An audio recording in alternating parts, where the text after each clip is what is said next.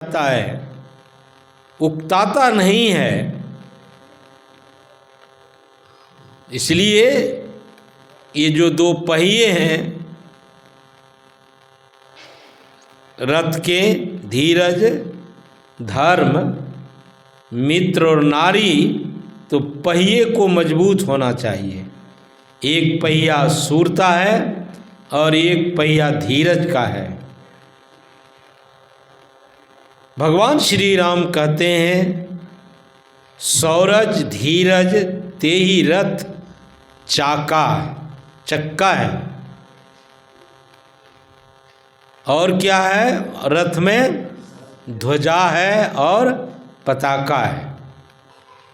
सत्यशील दृढ़ ध्वजा पताका। सत्य शील कहते हैं सदाचार को। सत्य कहते हैं, सत्य किसको हम कहेंगे? सत्य सोई जो विनसे नाही, जो इसको सत्य कहते हैं जिसका विनाश नहीं है। तो सत्य शील दृढ़ ध्वजा पताका। ध्वजा है और पताका है, जिस पर पताका फहरते रहता है उसके नीचे ध्वजा है। तो ध्वजा कैसी होनी चाहिए? सत्य होना चाहिए। सत्यशील दृढ़ ध्वजा पताका। कथा सुनाने लग जाऊंगा तो समय हो जाएगा। डेहरी और सोन में गंगाधर बाबू थे, घी का व्यापारी थे। अंग्रेज़ों का समय था, उस समय अंग्रेज़ों को भगाने का आंदोलन चल रहा था। घी के गिरस्त थे, घी का व्यापार बंद करवा दिया गया था। गंगाधर शर्मा घी के टीन लेकर ट्रेन में चल रहे थे, पुलिस पकड़ ली और कहा कि आप घी का व्यापार तो बंद कर दिया गया, आप क्यों ले जा रहे हैं? कहा हमारी आजीविका है, कैसे चलेगा?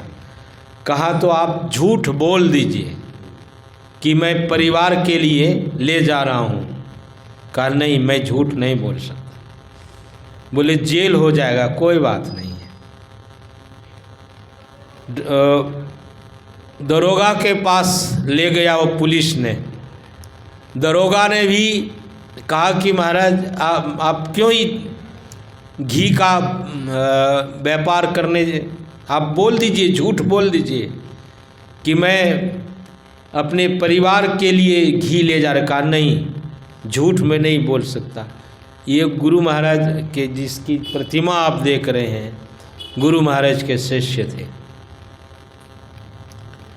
फिर अब दरोगा भी हो रहे कि कैसा आदमी है, कहा जेल हो जाएगा मर्ज के, कोई बात नहीं। लेकिन सत्यता जो है, सत्यता में कितनी मजबूती है। जेल नहीं जा रहे हैं, एसपी के पास में चला गया। एसपी ने कहा कि आप घी का व्यापार करने क्यों ट्रेन में आए? कहा कि महाराज हमारी आजीविका है। बोले मैं कह रहा हूँ, मैं बहुत बड़ा अफसर हूँ, इसलिए इस आप झूठ बोल दीजिए और फिर घी को ले जाइए। अब एसपी कह रहे हैं, कहा नहीं, मैं झूठ नहीं बोल सकता। कहा जेल होगा। कोई बात नहीं, जेल जाएंगे लेकिन झूठ नहीं बोलेंगे। हम लोग इस खरे पर खरा उतर सकते हैं। एक डेहरी अनशन के गंगाधर शर्मा थे। कितने हम लोग बोलने में भी, माइक सामने है, यह भी, इसमें भी बोलने में कितने झूठ सांच होते हैं। तो उनको एसपी साहब को आश्चर्य लगा उन्होंने पूछा आपके गुरुदेव कौन हैं? बोले महर्षि में ही परमहंस जी महाराज हैं। उनको लगा कि शिष्य यदि ऐसा है तो गुरु कैसा होगा। गुरु का नाम का रोशन किया उन्होंने।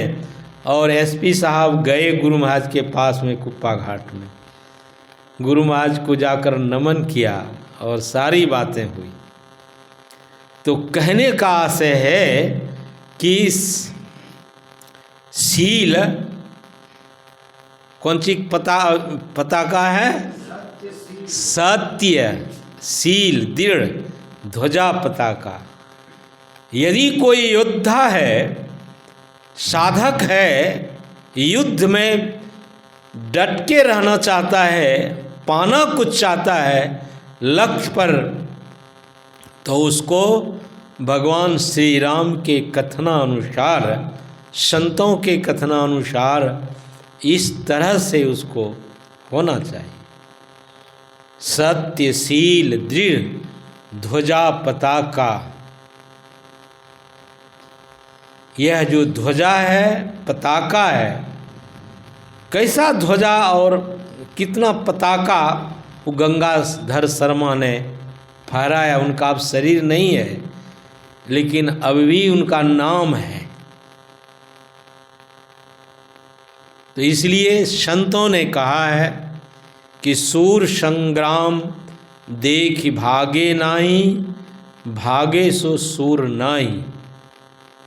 फिर कहा कबीर साहब ने, सूर संग्राम है जो युद्ध के मैदान में योद्धा युद्ध करता है, उसके लिए संत कबीर साहब ने कहा, सूर संग्राम है पलक दो चार का, सती संग्राम पल एक लागे।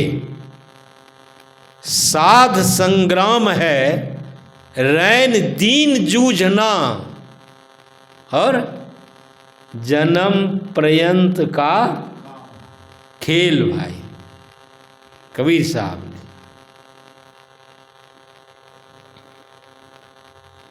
सूर संग्राम है दो चार पल दो चार का, सती संग्राम पल एक लागे। साध संग्राम है रैन दीन जूझना, जन्म पर्यंत का खेल। भाई महाभारत के युद्ध में 16 वर्ष का लड़का अभिमन्यु, जो भगवान श्री कृष्ण के कौन है? भांजा है। यह वह युद्ध करने की कला अपने माता के गर्भ में रहकर, जो अर्जुन चक्रव्यूह का भेदन करने के लिए, चक्रव्यूह में प्रवेश करने के लिए सुभद्रा को सुना रहे थे। और अभिमन्यु कहाँ था? माता के गर्भ में था। यहाँ अब देखिए, अभिमन्यु ने जो अर्जुन चक्रव्यूह में प्रवेश करने का ज्ञान सुभद्रा को सुना रहे थे, जब तक जगी रही सुभद्रा तो अभिमन्यु वहाँ तक सीख लिया। चक्रव्यूह को तोड़ने का ज्ञान तो अभिमन्यु को हो गया, सुभद्रा सो गई और चक्रव्यूह से निकलने का ज्ञान अधूरा रह गया। अब देखिए, यहाँ यह भी ख्याल है कि हमारी माता को, बहन को यह भी ख्याल रखना चाहिए कि जब वह अपने गर्भ में संतान को पाल रही हैं, अपने गर्भ में, तो माता को चाहिए कि अपने संतान को बुद्धिमान, ज्ञानवान, वीर आदि आदि बनाने के लिए अच्छी अच्छी बातों को सुनना चाहिए।